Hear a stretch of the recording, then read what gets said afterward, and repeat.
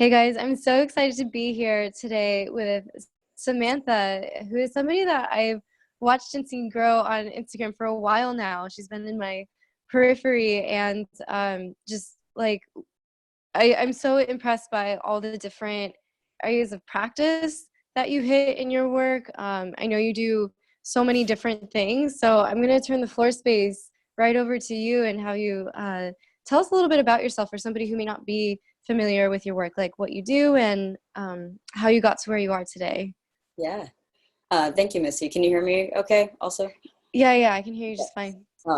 Yeah, same to you with the development even over the past few months and stuff I've seen in your space. Thank you. Really interesting, and I can see why we would get along from pulling from so many different angles. My personal story is, my Instagram handle is Samantha Lifts You Up. And my I started out, I've been doing Brazilian Jiu-Jitsu for forever, and we had a girl that turned me on to Thai massage, and I got some training in that. And once then, Thai massage is often, if you're not familiar with it, if listeners aren't, one of the taglines people use a lot is like having yoga done to you. So it's like compression and range of motion and stretching, which tends to make people feel pretty amazing. But it is also passive. It's generally taught in a very passive way. And I was on Instagram and was looking at some personal trainers that were posting like these insane before and afters at the time. And I was like, I want to know what they do. I was like, there's something more here that I can do. So like where Thai massage might be a great way to introduce somebody to their body, I also have to send them home and they need to do things for themselves. Right. So I was like, I want to know how to help people with active parts. So like, what are they bringing home with them? What are they doing? The hours between when I see them maybe every 2 weeks, right? Like there's a lot of time there that they have to shape their own lives, and hopefully that I can be a positive influence on.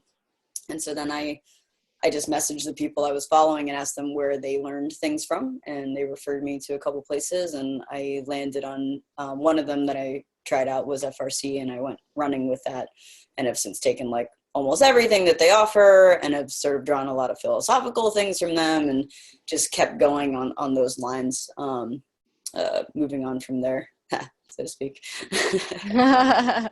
That's really cool. So it sounds like you started in one modality, specific Thai massage and everything, and then felt like there was more that you could do for your students, or more that your students could be improving, like a higher measure, and then just went looking for answers. Yeah, and it's just all, I just keep doing what makes sense to me. And what I've found was, what I've settled on currently is that something like learning an active modality like functional range conditioning training or whatever active thing that you enjoy doing is just another language to speak to the body with. So now my body work is informed a little more by me knowing what an isometric contraction feels like, knowing what this different vocabulary is, so that it can sense like, yeah, this person needs a stretch, but they also need to feel empowered. And it kind of gives me a better sense of their energy and what my recommendations might be. And it was kind of funny. Like my last studio that I had in Philadelphia before I moved to Durham, North Carolina, was a beautiful space where it was like a converted 1-bedroom apartment where if you walked in, you would go to the waiting room, and if you turned right, you would go to like the Thai massage relaxing space room. And if you turned left, it would be like this matted space I had with like pull-up bars and like all the things you play with. So I had the options of like kind of taking people wherever, and sometimes you combine sessions. But what I kept finding was that most of the time, and this might be helpful to the people that you're looking to help with your course, is that people often have no idea what's going on. like I've been studying like people's energy for a long time now, and it sounds ridiculous, but like when you've never spent time studying what feels right to you, and you haven't been exposed to as many things as maybe you or I have, and like have a little more of an educated space you're operating from, you're just kind of you're guessing, right? You're like, sure, and people would be like, I'm coming for a massage. And it'd be like, your body's asking for movement. Like totally asking to be empowered. Like you're stressed out because you need to actually move more. And it had the other side of people coming in looking for mobility training, and they just need to lie the fuck down for an hour. Like there's so much of just trying to like pile stress on stress on stress, because that'll finally be the end. They just need more, right? You need more. And I'm sure you've come across that with like I just read an email about this the other day about the crowd that like just wants you to drive your elbow deeper. It's just they're not feeling it. And I think a lot of times as people are lacking a nuanced sensation, the ability to feel nuanced sensation in their own bodies. And so I feel like my responsibility is to kind of bring attention and introduce people to other angles or like different letters of the movement alphabet, whether that's passive, active, aggressive. Sometimes it's aggressive, like sometimes somebody comes in and you really do need to just like throw a medicine ball around for a while, whatever the energy is trying to express in you, and figuring out where that person needs to operate from. But what I mentioned before we started the recording was one thing I like about watching your stuff is that you've touched many times on like how important the sense of safety is, right? Like it's everything, right? And when you're able to key into that, as a practitioner, or hopefully gradually the client being able to better examine where they feel safe in their life, everything opens up there. When I teach the group mobility classes, I still talk about that. If we're working on your shoulder and you're distracted by a pain in your hip, I want you to adjust your position so that you feel better. Because if you're distracted by this thing over here, your body doesn't feel as safe as it could, and you're not going to get as much out of this because your attention is divided. And that's one of the ways that I approach that kind of stuff now. I love that because, it's getting a little philosophical here, but it touches on this idea, in the same way. I'm like, let's get existential. It's like it brings up this word for me of presence, and a lot of times people aren't embodied, or they're literally dissociated from their body. And if somebody's never like heard that term before, never has done this kind of practice, everything feels new to them. And so for somebody who's coming from that situation of low body awareness, of like, I don't even know what I don't know yet, how would you recommend them getting started when everything in the beginning might feel like overwhelming or scary or different than they've done in the past? You know what's funny? My dream was always that like I could just open people's eyes by like just telling them to do stuff that feels good, and they would just start doing stuff that feels good, and they'd be like, oh my God, I had no idea I could just do things. I had no idea I could feel so good, right? But you're totally right. Like somebody that comes in with no body awareness, and I found a weird kind of interesting parallel with this with person that was a friend and a client, where constraints actually come into play in the educational process so huge. So the story is like I was teaching a little mobility class, and like only 2 people showed up for this particular class, and I was like, okay, cool. So I kind of went a little more free rein with it instead of ordering around too much. And I was like, let me experiment and just say, I want you to do something that feels good for your shoulder. So I was like, all right, a little bit more direct, like do something that feels good for your shoulder. And one guy who's been with me for a while like wanders off and starts crawling on the walls and stuff and like doing whatever.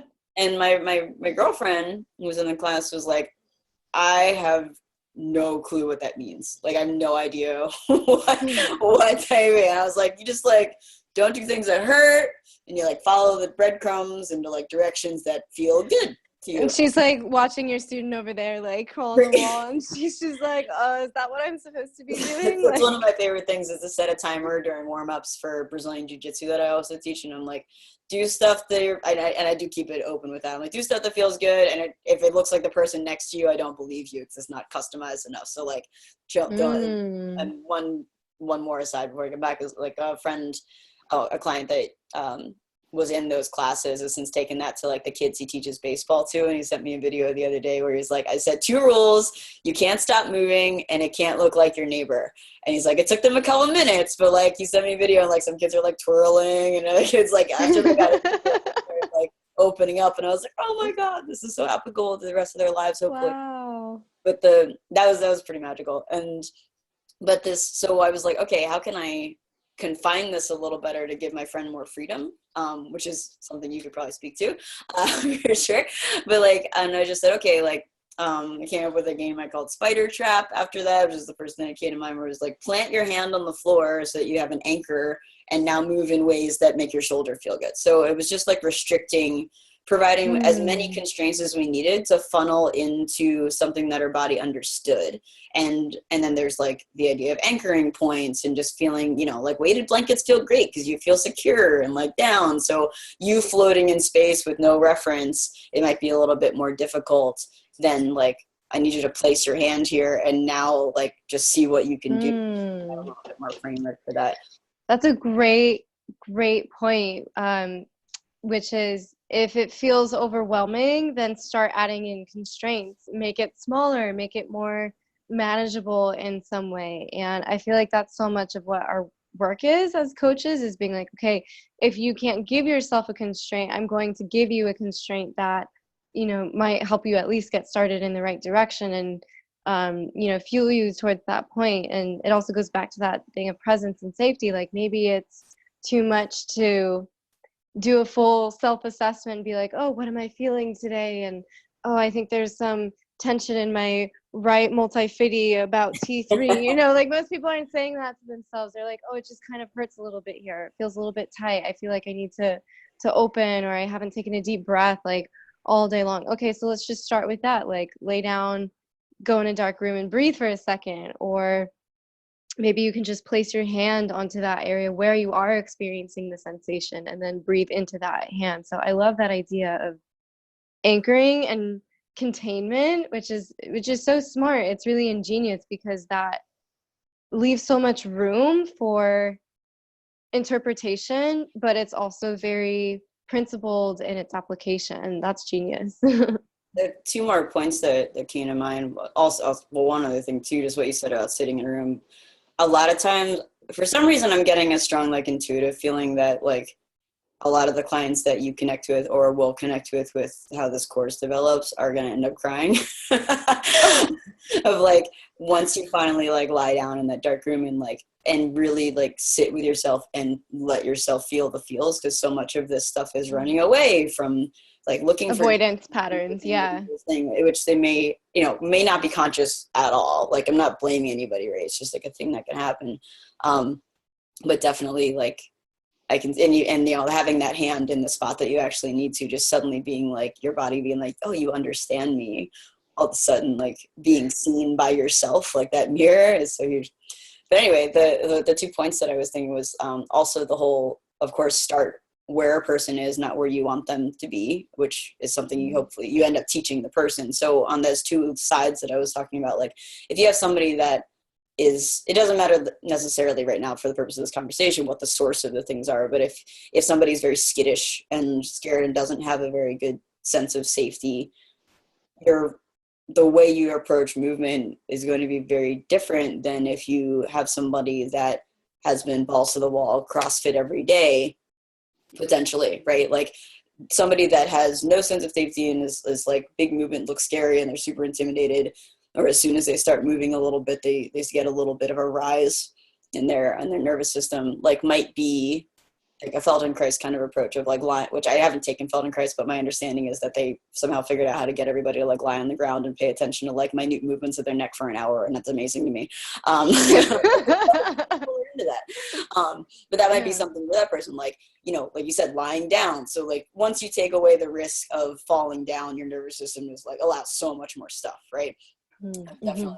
The pillow forts you can build to support exactly what a person needs, so that they can finally, like, feel safe to move a little bit is huge.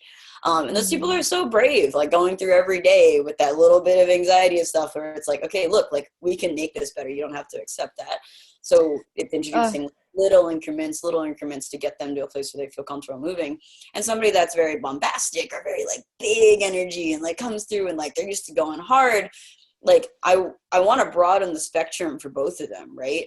But that person, like, is going to be bored as fuck going and they're like, just light up, probably, maybe not, like, it's just assuming here. So I might be like, all right, like, we're going to see, take you from that loud expression, that loud physical expression, and, like, start bringing it into other ranges gradually, without necessarily trying to force you into this, like, curative box that I think you belong in too. Like, if we're talking about, like, a personal training approach, like, it might be different in body work, expectations of like, cool, I'm supposed to relax now. But if we're just speaking about body education, it might be like, here's your strength curve, and we're just trying to like even it out down here, where the other person is like trying to bring it up a little bit. And all of that ties into having more, like literally more access to your own nerves is kind of the way some of the ways I'm thinking about it now, of like, you know, I have been in FRC, friction range conditioning, you're talking about cars, where you're just like stimulating nerve endings on a regular basis so that you are able to feel things more over time. And like your nerves are not a static thing. Like things I learned from Katie Bowman's training and things like that were about how if you look at like your nervous system or your blood system, like your capillaries are changing and growing and doing all these things, just like if you watch a river over the course of a year, like it's going to have different tributaries and things ebbing and flowing and stuff. Like your body is constantly changing on the inside in ways that we, you know, don't usually think about. We're like, this is my nervous system, this is my blood, this is where things travel. But like things are ebbing and flowing and creating depending on like what energies are going on, what pressures are being applied, all those kinds of things all the time. And you have some ability to control that. And that's what I think one of the big strengths of the function range system is like encouraging people to open up to realize how much control they have over shaping their future. And I see your frame back there. I don't know what my certificates are, to be honest. I'm missing at least one FR certificate, but just, we haven't taken that yet. And that, like, I just got off of a 10-day Vipassana silent meditation course. So obviously I'm an expert now.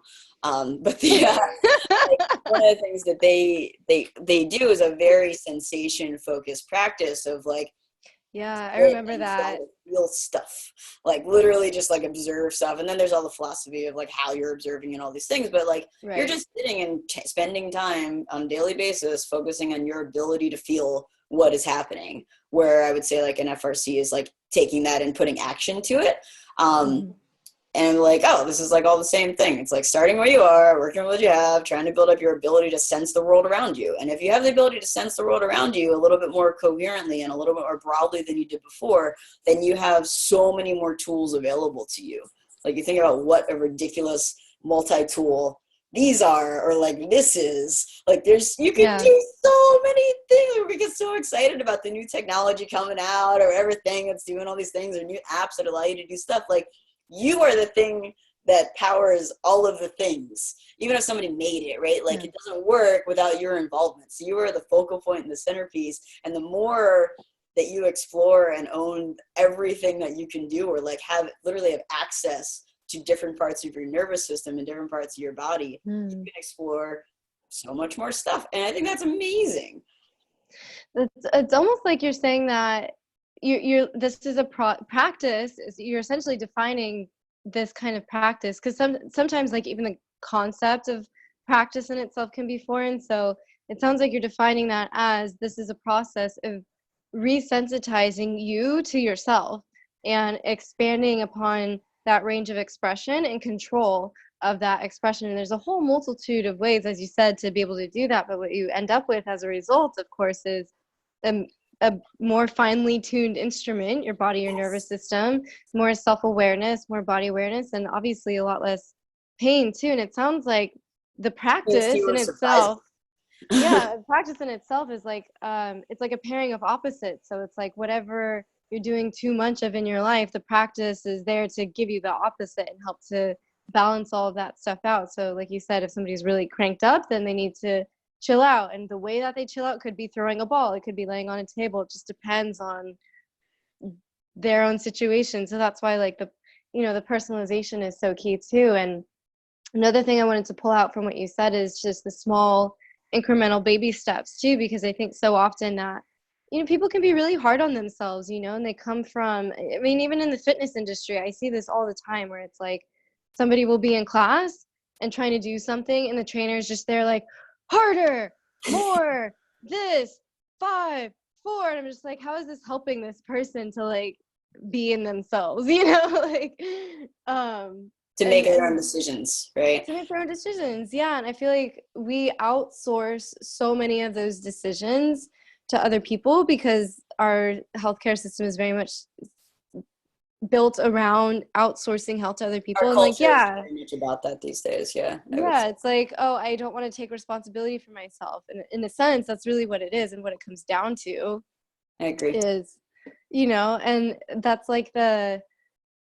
that's it's the not even thing, like taught as an option. Like it's not my job to. Like somebody else does this. Yeah, Yeah. like that's why I pay the insurance company and my bill's so high and everything like that. I'm like, well, we don't actually want to use the insurance because, you know, that's all emergency management. And this is very much preventive health care. This is very much don't let yourself get to that point. But it takes a certain kind of proactivity to it. So most people will never get to this point in their lives. So how would you help bridge the gap for somebody who's like, due to conditioning or cultural influence or their personal circumstances or whatever it is, like what would you recommend for them to get started when it feels like this is so much work and it could be easier just to, kind of stay the same and just keep going or humming along?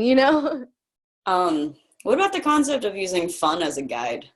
Like there is a Mm. certain amount of discipline and things like that, but like my hope is that like the best motivator for people is that intrinsic sense of what fun is. And I can pretty safely assume that everybody has felt fun at some point in their lives, whatever that is. Right? So they have some, again, bring that anchor point idea of like, all right, like you can talk to people that are having a rough time, like you have felt good before, otherwise you wouldn't have the reference point to know that you feel low now, right? Which Mm-hmm. means it's Mm-hmm. also that you're capable of that, and Mm-hmm. we Mm-hmm. can come back to it, or we can go from there, even if it's going to be a different point down the road. So um I would discourage people from taking on uh anybody else's idea of fun. Right, like okay, I that looks, I think it's important as a teacher to be doing things that you think are fun, because you're going to emanate that joy towards your client, and that may be enough to even turn somebody into like, all right, it's worth a shot. Like Yeah. this person looks like they're having a great time, let me go do that I want to feel the way it looks. Like we all have some intrinsic sense of watching a video of somebody moving and being like, that person like is in it, like they love what they're doing right now, right? Mm-hmm. And there's Mm-hmm. a part of us that's like innately attracted to that. So whether that's dance, whether it's weird flow stuff, whether it's lifting weights, like there's a felt sense in watching people do stuff that may be attractive to you. So pay attention to like what feels innately attractive, and I mean that literally, like you feel like you want to go to the thing, not necessarily like a sexualized way of anything, but like what looks hot to you, and go and explore that. And then hopefully, I guess one thing we can express here, but hopefully they also find coaches that are helpful in introducing it as a process oriented thing. Chandler Weaver talks about accumulating shitty reps, taking the pressure out of it as much as possible. I've done online coaching with some people before. They're really great on those kinds of things, because coaches need coaches, right? Unlike just getting another perspective on doing that incremental stuff, but also make a contract with yourself to try something for long enough to see if you really like it. Because the beginning always sucks, especially if you're building a skill, right, of some kind. Like, Of course. It's like playing a new instrument or something. yeah. People that play, like seriously, like Brazilian Jiu-Jitsu is a grappling martial art, and there's a lot of ego talk in it and stuff, because like you're getting beaten by people that are smaller than you in a physical battle, like on a regular basis when you start off, and it's weird and all these things. And but I've totally find that people that played an instrument at some point in their lives come in are like some of the best students ever, because they understand that there is a suck before the reward. And our lives are so easy now that it's very easy to just avoid suck forever, right? Yeah. Never have that, so like maybe you need to take cold showers or introduce some kind of thing or whatever. But like, I would say 3 months is a conservative amount of time to spend like actually dedicating some time to something to see how you really like it. Like, how does it unfold? And if after a certain amount of time, like that, you know, you just pick one, maybe it's 1 month or whatever. There's all these 21-day detoxes and things like that. I looked up some stuff about it because I kept wondering why that's the number that always comes up. In the few reports there are scientific studies about like powers of building habit things, what I found was that like 20 days is the low end of what it takes to build a habit. So like, and sometimes it's a year, right? Like, so the average is like 60, 70 days of people, how long it takes somebody to actually make habit change. So you give yourself 2-3 months of actual honest, consistent practice, whether that's using a coach, whether that's documenting it for yourself, whatever. And hopefully having somebody like you to guide them into like, what's a realistic number of days a week that I should look into, like approaching this. Yeah. Right? Yeah. I mean, that actually came up for me in a session today. Like I have a student who has chronic low back pain. He has, you know, arthritic knees and just a lot of stuff going on. And he's like been through the gamut with healthcare and everything. And he came in and was like, oh, I only did practice twice this week. I only did it, you know, Saturday and Tuesday and or Dude, that's Monday great. and today's Tuesday. And I was like, yeah, exactly. I was like, I always tell my students like 2 to 3 days a week, 10 minutes a day to start with. If you can do that, that's great. And we will accumulate on top of that. So, you know, because a lot of times, especially when we're first starting out, you know, we tell ourselves we're going to do these things and then we don't do them and then we punish ourselves for them. So now there's all this like guilt and shaming for not meeting this arbitrary or, you know, mismanaged expectation for where we set the bar for success for ourselves. And I feel like a lot of people have that intrinsic motivation to do better for themselves or take care of themselves, but then that doesn't always translate into action. And then in between that gap starts a like negative thought or behavior cycle or self-shaming cycle.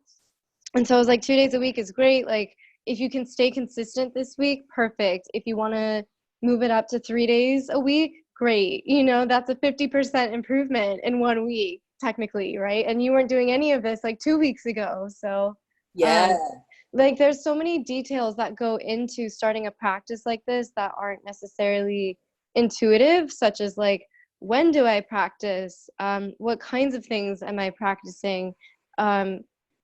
What do I know that I need to do versus what do I want to do versus what makes me feel satisfied in my practice. And I was just talking to one of my friends, Scott, about how I used to not feel satisfied. Like I didn't actually do anything unless I went to a yoga class and like went to a 75-minute yoga class or something. And I was like, okay, now like if and only then is when I get the satisfaction of feeling like I actually did something for myself. And that lasted like far past the time that I knew those classes were actually beneficial for me. But I just kept going because for some reason, like I had a mental stick of like, this is the way that you need to do things. So what you suggested about just giving people permission to make their practice completely cater to themselves is obvious when you say it out, you know, just up front, but it's pretty profound when you actually get into the meat of it, which is I actually don't have to do anything else that people tell me to do. It really is just about doing what's best and what works for me. And if what works for me is 10 minutes 2 days a week, then that's 10 minutes 2 days a week that you used to not be doing in the past. And it's better to do those 20 minutes over the week that are targeted to what you need than it is to do an hour of a class that is pushing you farther into ranges that you don't need to go and then asking you to load them. There's you may have seen this statistic floating around from James Clear. I think it's from his book, which I think is Atomic Habits. I haven't read it, but anyway, I've seen this thing on Instagram talking about statistics about people trying to work out. And I think like you do need to make a decision. Like you do have to be like, you know, and I love to live in this floaty, intuitive world of like, do what feels right all the time, all this stuff. But like, if you want to make progress in something, you will make progress if you simply like choose. Like you really choose, I want to make progress. Like if you're still like so tentative about like even making that decision, like you're never going to do anything. But if like, okay, I'm interested enough in improving my body that I'm going to do work to to improve my body. And then you get the choice of like, how are we going to manage that? But my general goal is still there. But the statistics, something like, you get 3 different groups of people and you have one control group, but like, you know, you don't really coach to do anything, and they go to the gym so many amounts of times, and like everybody wants to go like work out theoretically. And then the group that doesn't get any coaching, like goes, you know, let's say 20%. And then the other group that, like it says like they're going to work out twice a week, goes like 20 to 30% of the time too.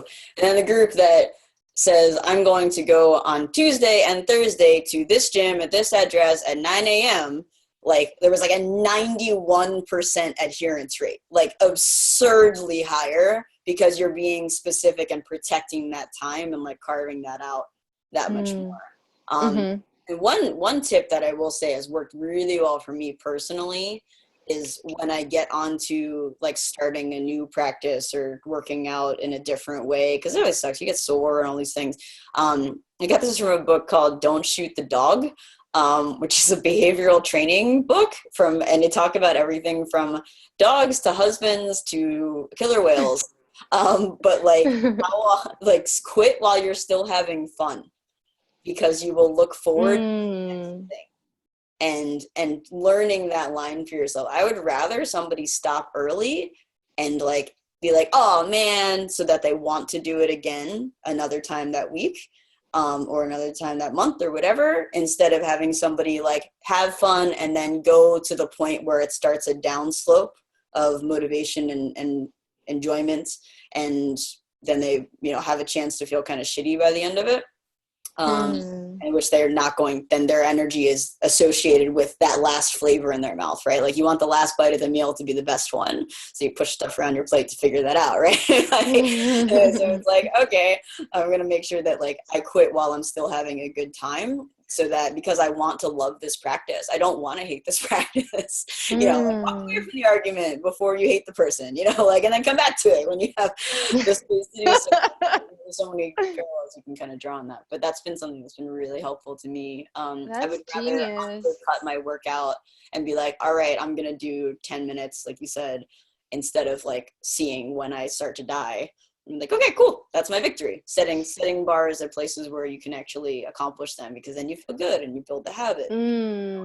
That is super revolutionary. I can think of so many students where even the concept of backing off and your ability to back off being a measure of your success is just like, whoo, like that would be a huge one, you know, because like there's, especially in fitness, I feel like there's so much pressure to push and keep pushing past, and it's like, oh, you know, you see all these people doing cool things on Instagram, and it's like, oh, if I can't do that, then I must need to practice like 3 or 4 hours a week to be like legitimate or something, you know. And it's like, well, if that's not working for you, then why are you emulating that, you know? Or if you're not enjoying it in the process, you know, it's not to say that it's not going to be hard, there won't be a challenge involved in it, but I love that idea of leaving a lot of buffer zone for yourself, so that, you know, you have this structure, but within the structure there's padding. Now that's different than like, you know, negotiating yourself out of a practice, but I feel like that's so great, because, you know, can I convince myself to do 5 minutes of practice? Yeah, absolutely.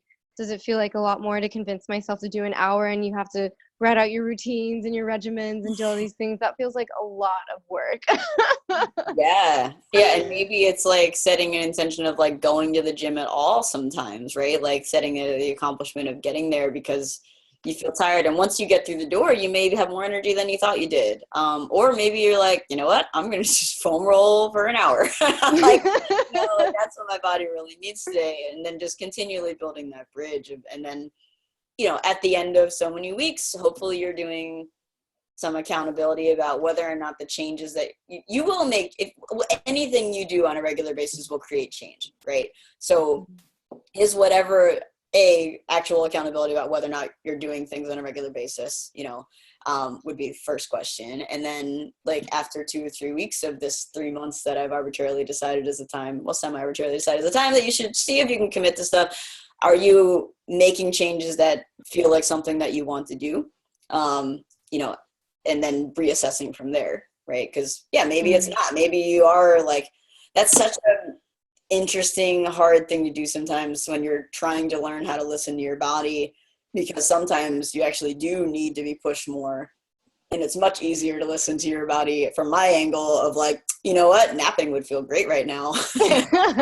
You know, my body would really like that. But it's like, Yeah. you know, trying to challenge your own belief systems on a consistent basis and seeing what happens, like not being too tied to the results of whatever. Like, okay, nope, I was wrong.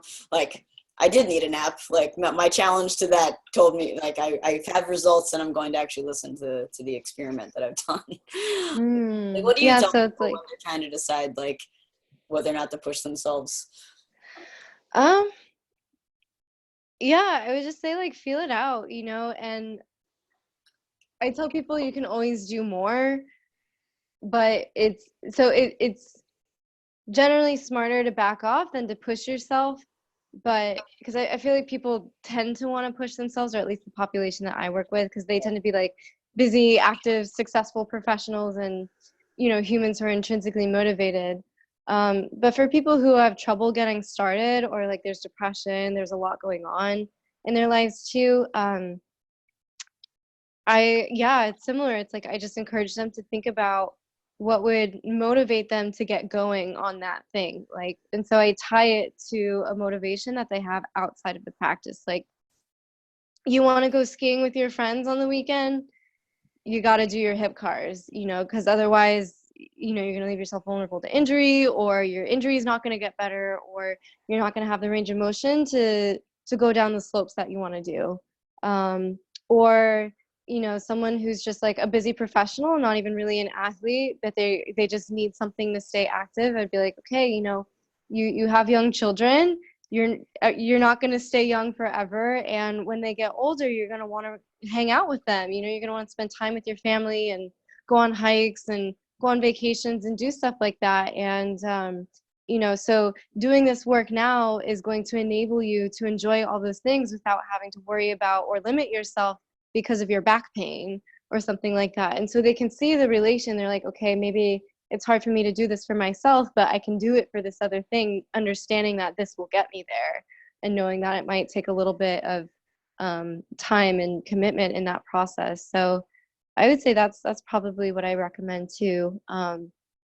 But yeah, I know we're coming up on time here, and I want to get ready for my session, but I just wanted to wrap up a little bit here and see if you had like any final tips or, you know, core message that you wanted to share with anybody who's trying to get their own personalized practice started. Like, you shared so many great insights today, but Thank I you. just want to, yeah. Well, I like what, well, thanks for having me, Missy, first of all. And thank you for all the stuff that you're sharing with everybody. And, but what you, part of kind of tying off what you were touching on with like the ski trip or all these kinds of ideas about your body preparedness. One thing that has been, I really enjoy about like having some of the scientific side of education stuff is being able to, as accurately as we know now, currently, like at the stage in science, like describe the processes that are going on of like, if you do this, you will be stronger. Stronger generally means that you will be more prepared for things, right? So like you're like creating blood flow to that area, you're creating stuff, you're going to be able to sense when something is a little bit off, and you're going to be more educated on your process. And so like your hip will be able to do more things when you go off to do this, if you continually practice and stuff.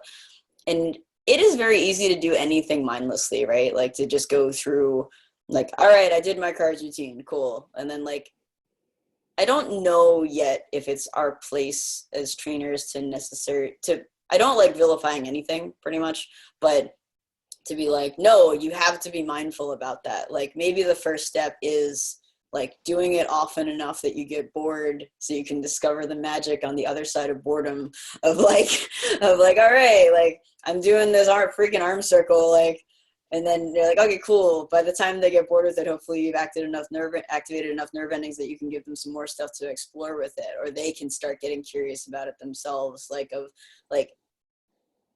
I guess I can't force anybody to be curious about their body, but to me and probably you, it's like this amazing thing to explore, and it's so fun and be like, what can my shoulder do today? Like, this is what I feel. What happens if I like try to do it a little differently and in a different side of my rib cage and all these kinds of things. Like there's so many things to play with it, but you have like, yeah, you don't have to do anything. Yeah, and I guess my stuff just always comes back to like, if you have an interest in experiencing this world and in being able to literally experience the world, then you got to look inside at your ability to experience your own body. And that may be mental, physical, spiritual, whatever that is. But like the more totally embodied you are, or whatever practices, like feel like you are filling in the blank spaces and unsticking the stuck spaces, you know, the more in flow you're going to be able to be with everything that you do. So like, that's my it really is like, it's like a mirror. It's like a microcosm of your outer world and vice versa. Yeah. That's beautiful. I love that. Well, thank you so much, Samantha. How can people get a hold of you, or like if they want to learn more about what you do or connect with you, what's the best way? My website is Move Well Durham, DURHAM. I'm currently in Durham, North Carolina, and I do a lot of online. My focus is on like helping people understand their bodies for like targeting like stress relief. I tend to take a physical path through to help people transform the way that they are living their lives, and in person helping people's, I think my specialty, my best stuff is really helping people's emotions kind of exit the body in whatever physical way that they their body's presenting. So I just have some details about like how both those things work, whether in person or far away. And my Instagram is Samantha Lifts You Up. So those are two ways. Awesome.